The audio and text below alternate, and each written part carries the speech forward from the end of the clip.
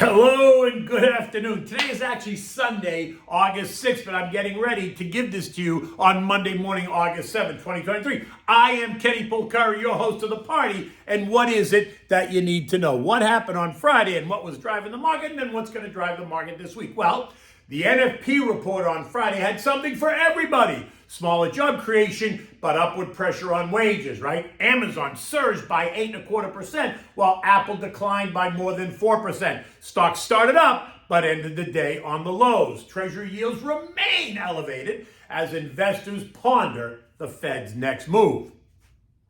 Oil continues to push higher. Oh, surprise! The dollar backs off a little bit and gold rises. And what do we have for dinner today? We're going to have the ribeye and a maple syrup bourbon marinade. So delicious and so easy to make. Okay, so look, I'm traveling on Monday, which is why I can't do this really on Monday, so I'm giving it to you on Sunday afternoon. I'm on my way to Vegas to speak at the Money Show conference held at the Paris Hotel down there on the Strip. You can find the information on my Twitter, you can find it on my LinkedIn, and you can also find it at the Money Show for any information. But that takes place tomorrow and it goes through Thursday. I'll be there Monday and Tuesday. I'm back on Wednesday. In any event, here are my thoughts at what happened on Friday and then what to expect this coming week, right? The market started strong on the back of those Amazon report, on the Amazon report, and on that mixed economic report, right? The NFP job creation was a bit weaker, which was good, while unemployment fell to 3.5%, down from 3.6%, and wages were up by 4.4% year over year. Not so good. Investors saw 3 whole days of selling pressure on the market that saw the indexes give up some of the recent gains, not much, but some. And then on Friday, it appears as if the investors, the traders, and algos were going to be concentrating on the Goldilocks NFP report, or what they thought was, and then that outsized results out of Amazon, right? Which set that stock up 8.25%, hoping that the disappointment out of Apple wasn't going to play a role. And by the way, the 4.5% move in Apple is, and in my opinion was, a little bit overdone. But you can't stand in front of a moving train, so what do? You step aside and you let them slam it, getting ready to take full advantage. In the end, it does become a better long-term opportunity for the long-term investor, right? The 4.5% downdraft in Apple took the stock down below its 50-day moving average, leaving it now in the 176, 187 trading range. Those levels represent support and resistance, right? My sense is that if we test support and it doesn't hold, then we'll go to 170, a level that I think should find some long-term buy interest, as it would also represent a 13% move off the most recent high, something I am not convinced is going to happen. But keep your eyes on this one, right? It's still up 40% year to date, so any sense that the market's going to come under more pressure could see traders and algos and some investors hit the sell button to raise quick cash, right? In the end, it's Apple. I am not concerned about the fundamentals changing dramatically. They're going to make nearly $390 billion in top-line revenues this year. They have an ongoing stock buyback, a $90 billion program that they announced in May. And guess what? The holiday shopping season is only 2 months away. So who's kidding who? Come on. Be strategic. Add your position on weakness. Because in the end, you can never own enough Apple. And I think that has played itself out over the years. Just ask any of the Apple shareholders. Right? And then we had this mixed economic report, right? Early indications were positive. Job creation was slowing. JJ is winning the fight. Well, then maybe not. Wages were up more than expected and likely going higher in the months ahead, right? Note all these union contracts that we've seen, right? And the UAW comes to the table in September. Never mind the wage rates for service workers and the expected tip that everybody in the world is now apparently entitled to, right? The unemployment rate declined from 3.6 to 3.5%. Again, something JJ does not want to see. So as the clock ticked and the weekend got closer, the mood changed, right? Suddenly the euphoria turned to gloom and doom, and the algos went to work sending wave after wave after wave of sell orders into the marketplace, causing the indexes to fail again. The Dow ended up losing 150 points or 0.4%, but it had a 500-point intraday swing. The S&P gave up 24 points or 0.5% after a 60-point intraday swing. The Nasdaq lost 50 points or 0.4%, but it had a 200-point intraday swing. The Russell down 4 points, had a 20-point intraday swing, and the Tradeswoods gave up 75 points, 0.5% after having a 210 intraday point swing. Not a disaster at all, but not a morale booster either. This is the investors, traders, and algos are reconsidering what the near term looks like. By now you're aware, Fitch Ratings slapped the administration on the wrist, taking our AAA credit rating down to AA+, that's a downgrade, citing among other things the out-of-control spending in Washington, which we all know, the inability of Congress to get their shit together, and the events of January 6, 2021. Yes, you can't make this up. They cited January 6, 2021 as one of the reasons. Just FYI, many on the street paid zero attention to the Fitch moves. Names like Jamie Dimon and Warren Buffett and a host of others are not fazed at all by the downgrade. The move caused a sell-off in bond prices, right? Sending yields surging, leaving them at levels not seen for at least 10 months. The 2-year kissed 5%, while the 10-year traded at 4.2%. All while the 3 and 6 month bills held steady at 5.4 and 5.45%. And all that does is cause some investors to reconsider the benefits or not of owning stocks, right, at the moment. You see, the NFP report was honestly a mixed bag. It had something for both sides, both the bulls and the bears. But in the end, it does leave investors wondering, what happens next? And will the current 22-year high in rates slow the economy in the months ahead, or is the door still wide open to additional hikes? And there you also have two opinions. Some say yes, the Fed is done, and others say no, they're not. I'm in the latter camp. I don't think the Fed is done yet. The VIX, the fear index, surged last week, right? Thus the decline in stock prices. Fear goes up, prices go down. The VIX rose 30% to end the week at 1710. Still low, but it's up 30%. And it busted up and through two trend lines, leaving it now in the $16.42, $19 trading range. And if the tone gets more anxious, watch how fast we trade up and through $19, which would take us up to the next level, which would be 25-ish. Now, the VIX is the index. The VIXY is the ETF way to play it, right? So the VIXY is the ETF. Last week, we saw that jump by 11%. Further downside in stocks is only going to push that higher. But remember, it is a strategic play. It's a short-term oriented. The VIXY is not a long-term holding. It cuts both ways. If the mood changes once again and becomes euphoric, the FIX and the VIXY will fall. Oil prices did what?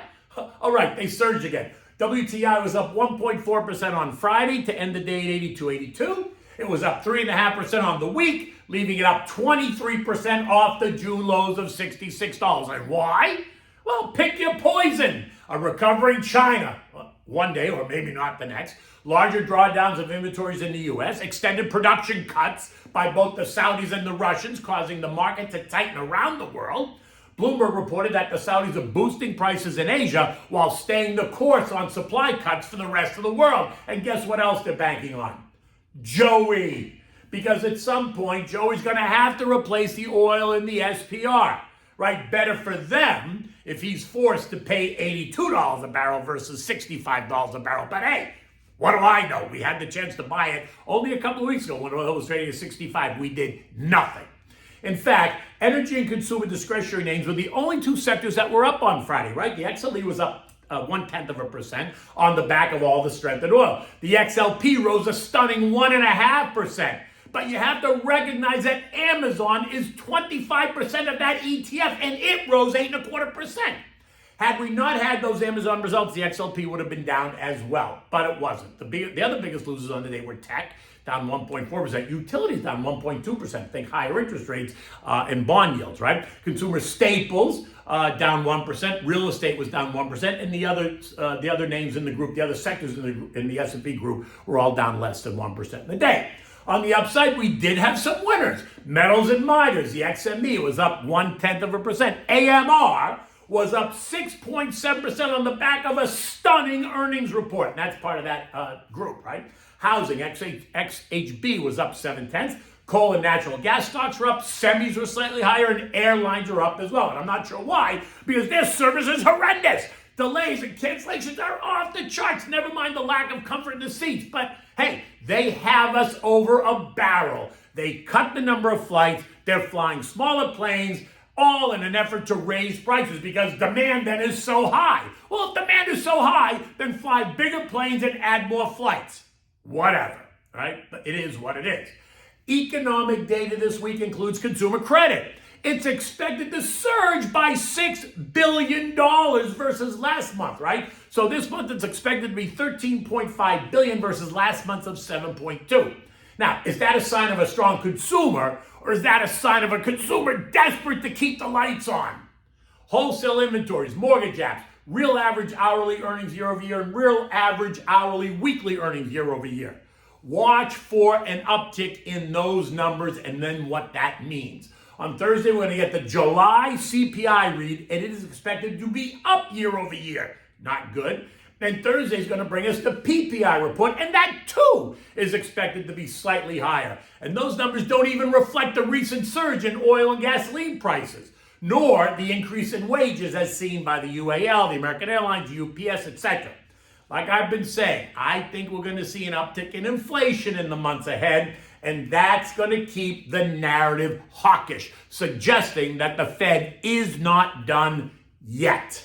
Now, we're winding down on the earnings season, right? While we're going to get some earnings this week, I do not expect Bumble or Twilio to move the needle any way significantly on the broader market. But hey, where do things have happened? In the end, more than 81% of the reports of the companies that have reported so far have beaten, right? A large percentage have offered upbeat forward guidance, but in the end, it's going to be what happens next for the economy and for the Fed. Most analysts have now pushed a recession out until the first half of 2024. While I agree that's possible, I still think there's a chance that that we can get it late this year. The dollar settled at 102, down 0.5%, leaving it once again below all three trend lines, which puts it back in the 99, 102.40 trading range. Now, it could thrash around right in here as the Fed doesn't meet again until September. And while there might be lots of speculation around what's next and what happens out of the Fed, it is just speculation. So it could just cause the dollar to thrash around as it could cause everything, right? A weaker dollar's got to help gold, and we saw that on Friday. The weakness in the dollar helped gold to go up 0.5% to end the day at 1976. After testing and holding support at 1958. A level last week I told you if we tested, I thought it would hold, and it appears as if it has. Over the weekend, Uncle Warren Buffett released his Berkshire Hathaway earnings, and guess what? He killed it! Insurance portfolio is outperforming while his bets on fossil fuels remains steadfast. Oxy and Chevron, his two biggest names in the group. He's also loading up on treasuries, buying them in $10 billion lots. I mean, is there any other way to do it? If you're going to buy treasuries, you might as well buy them big. The S&P sits at 4478, right? Down 24 points on Friday and down 150 points or so from the most recent high. I've been saying that I think the market is tired, and I still do.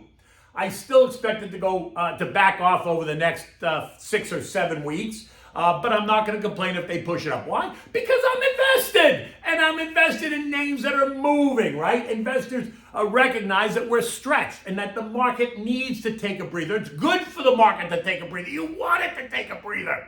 Patience is a virtue. You should not be chasing names that are running away. There are plenty of other options and opportunities that will help you balance out and stabilize your portfolio for the longer term. Remember, investing is a long game. Day trading is the short game. Okay, so what do we have for dinner tonight? We're having the ribeye with a Vermont syrup and bourbon marinade. Oh my God, so delicious. It's a simple marinade, and it's wonderful when grilling a nice sirloin steak or a bone-in ribeye. But really, any other cut of steak you want. I like it with the ribeye, and today I'm going to use the ribeye because I love the ribeye. For this, you need the ribeye, right? You need a nice thick cut ribeye. You need 1 cup of real Vermont maple syrup. You need a 1/2 cup of Jack Daniel's bourbon. You need salt and pepper, and you need a shot of ground red pepper just to give it a little bit of a spice. Now, you want to mix all that well, then use it to marinate the nice thick ribeye that you bought. Overnight always works well, but if you don't have that much time, just let it marinate, put it in the fridge. When you're ready, remove it from the fridge and allow it to come up to room temperature. Light the grill, get it nice and hot, and then place the steak on the grill. Once you do, turn the heat to medium, keep the cover down, sear it on one side for 4 minutes, depending on the thickness, right? Then you're gonna flip it over, you're gonna sear it for another 4 minutes. Remove it, let it rest for 4 to 5 minutes, covered. That should give you a nice medium steak. Serve this with a simple romaine salad with scallions, tomatoes, cucumbers, red onions, maybe some feta cheese or some sliced mutts, but not both. And then season it with salt and pepper, some oregano. Dress it in a simple fresh lemon juice and olive oil dressing. Nothing complicated. Keep it simple. The focus should be on the ribeye. It's just delicious. In any event, I'm going to try to put out a note on Tuesday morning. And again, then on Wednesday morning, but we'll see because I will be traveling. If I don't, give me a little bit of a break because I will be back on Thursday, but I'm going to try to get it done both on Tuesday and Wednesday. In any event, until the next time we see you, take good care.